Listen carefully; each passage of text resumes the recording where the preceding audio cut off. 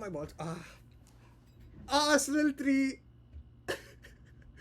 Tottenham or Real Madrid. I have no idea what turned up, but 0. Los Blancos, 15 times UCL winners. The Satans coming to the Emirates. I have no fucking clue, but it was the Arsenal. Mikel Arteta's Arsenal that turned up. It was it was a night to remember for all football fans. I do not know where to begin. I've started following Arsenal for a long, long time. It has been more than a decade, and this probably is the greatest night as an Arsenal fan. As a football fan, I did have the moment where I went and watched Messi in the Lusail Stadium live in the stadium lift the World Cup. But as an Arsenal fan, probably this is the greatest night that I've ever had. I know, I'm recording it in the most dumb fuck all way. I was not even ready to record videos. I've come back on YouTube just as a streamer, but this is a moment that I have to capture it and probably publish it while I can, right? First off, it was a brilliant performance from Miles Lewis Kelly, Saka, and Declan Rice. They were absolutely phenomenal. The kind of chances that we created from the right hand side with Saka drifting in and making sure that he puts in not just once, not twice, but 3 times into the box, but unfortunately nobody there. Then we had even Martinelli coming on from the left hand side, not so impactful in the entire game, but he was effective enough to make sure that there were like 2 or 3 chances put in from the left hand side. Did we capitalize? Absolutely not.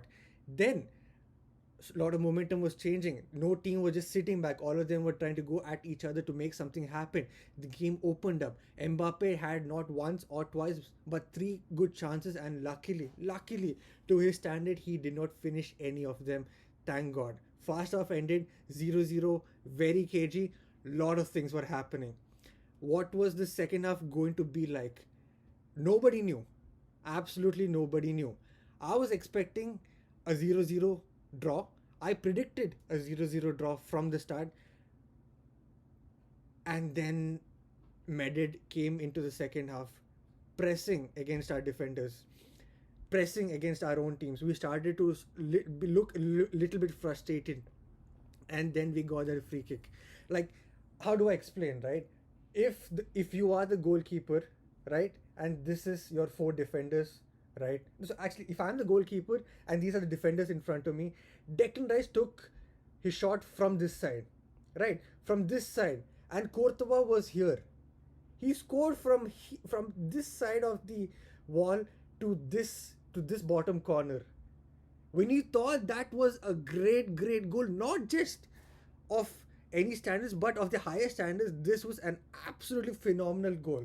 Now, if you put into context, right, Arsenal haven't scored a free kick goal probably since 2021. I think the last time we scored a free kick goal, it was the Arsenal captain Martin Odegaard in that yellow jersey.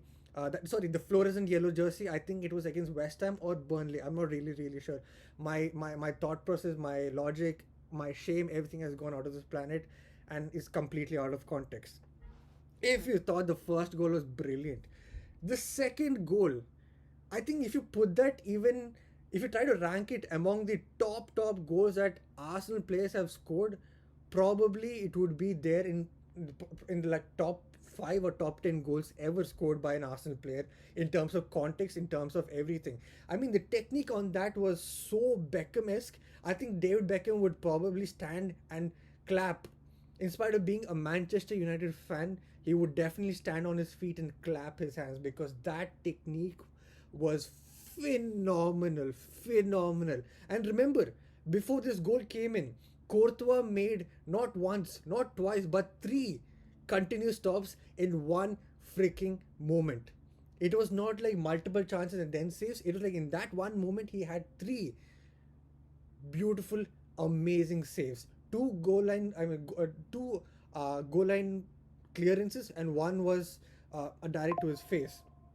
Right after all of this, in spite of all of this, Declan Rice whips in probably the nastiest free kick ever and scores it top bins. Top bins. 2-0 to the Arsenal. Scoring one was a miracle in my opinion. Scoring two, I was on planet Pluto probably. I removed my top. I was all over the place. My roommate is a Madrid fan. Is a Madrid fan. I had no shame in celebrating because they had 15 UCLs to celebrate. Arsenal none. But this moment was something else. And coming into this game, everyone was saying Arsenal lacks a striker that needs that killer instinct in front of goal. In the first half, we saw that if we had at least Havertz, we could have scored once, maximum twice. But we were starting to see signs that okay, this could be an issue, right? Then what happens? A Mikel Merino goal to top it all off. He had 8 to 9 starts as a striker, has 5 goals coming into this game. The UCL probably his biggest night as a footballing. No, not his biggest night actually. He did play against Germany. He did score against Germany to equalize. Yeah, to equalize against Germany and then win the Euros. But as a club football guy, probably this is one of his greatest nights as a club footballer. As an international footballer, he has won the Euro, so there's no taking away from that. Again, do not take all my words too serious. I'm just excited. It was unbelievable. Coming into this game, all the stats were there, right? Arsenal very good on the in set pieces in terms of corners and scoring from corners. Did we score that? No. Madrid very good. Sorry, very bad in terms of saving a set piece goal. Two set pieces goal. Agreed, those are not from corners, but two phenomenal free kicks, right? Against a world class Courtois, and that had happened. Like you can bring in all the stats, you can bring in all the footballing philosophies that were there in the rule book and that were even created since then. The Guardiola style of football, David Moyes, Ancelotti. You can name Mourinho. You can name all the world class footballers. Footballing managers and their philosophies.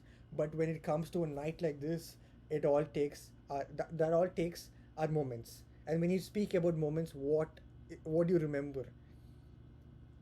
It's Real Madrid, the White Devils, the Satans, Los Blancos, or whatever they are called. They are always terrifying. And in such a game where moments were important to be like to be utilized by your team to make sure that you are on the front foot, Arsenal did that. Three beautiful chances, and I'm sorry, three beautiful moments, and we took it with both hands, and we are on top. What is going to happen in the second leg? It's all up at Bernabeu. Am I confident that we're going to win the leg? Not really. It's again Real Madrid. Still remember their run back in like 21-22 season, if I'm not, or was it a 2021 season? I forgot. Where they went and scored bunch of goals in the death, in the dying minutes. So you can never rule them out. All I'm saying is that stay excited. It is a beautiful night as a footballing fan. If you hate Real Madrid, it's a great night as an Arsenal fan. Shout out to all the people in the Emirates Stadium who made sure that the tempo and the intensity in the stadium was absolutely high for all the Arsenal players out there putting it on the line for their fans. I will see you guys soon. I hope you guys are subscribed to the channel. If not, keep subscribing, keep liking, and we're trying to reach 600 subscribers as soon as possible. Till I see you again on a stream, hopefully on Friday. Till then, good morning, good evening, good night, wherever you are in the world. Peace. Bye bye.